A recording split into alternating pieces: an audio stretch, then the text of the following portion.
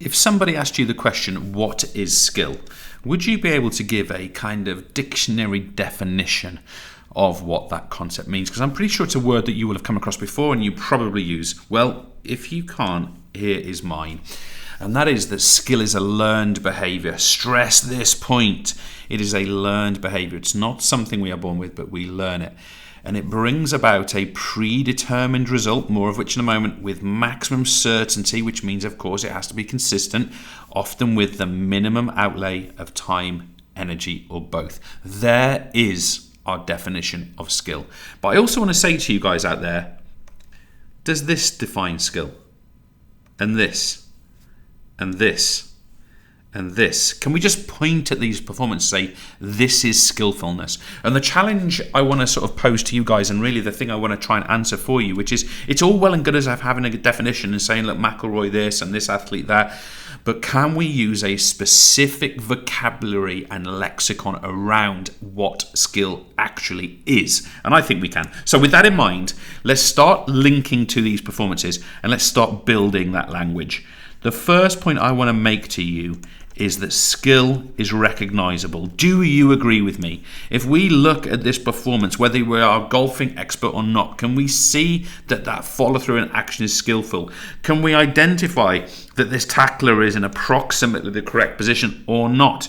Can we identify here the decisions and the choices made to make this block? Can we talk about this efficient running action, which is here? This is an accurate and recognizable set of skills. And if we can, we are talking about notions of technique and good technique. What about the term following a technical model? Can we describe Rory's stroke then, his follow through, as following a technical model? Maybe he is indeed himself the technical model, and we can say that the technique is usually or is similar to the elite level performance, and therefore it becomes recognizable because we've seen it before. Now, talking about seeing and what our eye recognizes, we can now introduce another term, and that is the notion that skills are aesthetic, or they are aesthetically pleasing. What does this mean? Let's just underline it.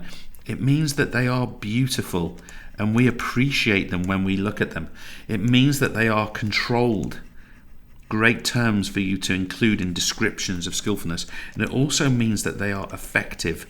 Okay, they do what they set out to do. But aesthetically pleasing means that we actually get enjoyment from seeing and observing that accurate, good quality technical performance. Let's go further. Skills are also in need to be efficient. Skills need to be efficient. And if we go back to our definition, this very much relates, an I in there, believe it or not, this very much relates to this notion of time and energy saving, okay? And we are talking here about down arrow, the minimum, sort of low or minimum outlay of time and energy, okay? So something is efficient when it's done in a way that saves time and preserves energy. That's a really important point. Perhaps nothing could be clearer than these running techniques that we've got here as examples of those things. Good stuff. Let's go further. Let's talk about this word. Let's introduce the concept of consistency. Skillfulness is not getting it right once, it's getting it right every time. And this is what we can relate to our definition and the point I drew out before, which is maximum certainty. When skills are habitual, when they are repeated, when they are consistent, it means that the certainty of the outcome is much more likely because it's similar each time. Now that leads me to my next point. We can describe skills as being predetermined. And again, if you come back to our definition, if I just draw you up just for a second, a lot of the language we're using here is directly in our definition. Notice, predetermined, minimum outlay, certainty. Okay, so let's just keep going with our journey here. Predetermined. The skill is set towards a specific goal. Let's have a look at our footballer here. This diving technique, or indeed the striking technique, is the way that it is because there is a predetermined outcome. There's a specific goal that this performer is trying to achieve, in this case to block the ball, okay? Or in this case, if we're talking about the kicker, the striker here, we're talking about the notion of obviously striking the ball in the direction that we want it to go in. Now, finally, guys, before I look at some, well, it's not quite finally, because I'm going to give you a few extra bits and bobs, but I want to draw out the notion that skills are learned. This is a really important for us as sports scientists. That means that practice influences how skillful a person is. That is, apart from the physical training aspect of it, that is why we practice. Therefore, our experiences are essential. People with more experience should be more skillful, right? Because they've done more practice. But I also want to make this point, is that we can make an argument that skills are based on abilities. Now, the word ability is an interesting one.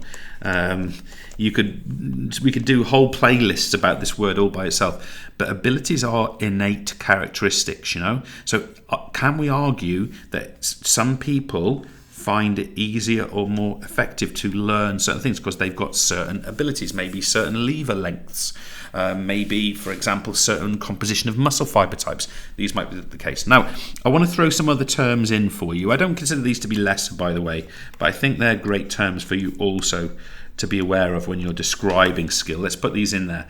I want you to potentially use the word fluent. Skills that are performances that are skillful, they are smooth.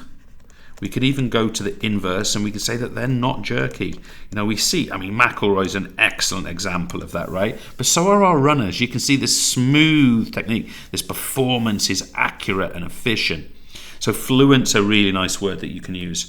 Accurate, I just threw in there as well. It's a really great word for you to use in your descriptions. Foot placement, striking of the ball, and so on. Economical is a great word for you to introduce into your descriptions. Economical relates very close to this notion of efficiency in the sense that we are not wasting time or energy.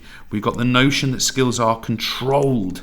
Okay, they are controlled. We could use the word as well, coordinated. And with coordinated, in all of these performances we've got above, coordination is about multi-limb usage. So, you see from this performer, for example, you've got the balance of the arm, of the torso, you've got the striking leg, you've got the head, which is over the ball, and so on and so on. This is a multi-limb coordination.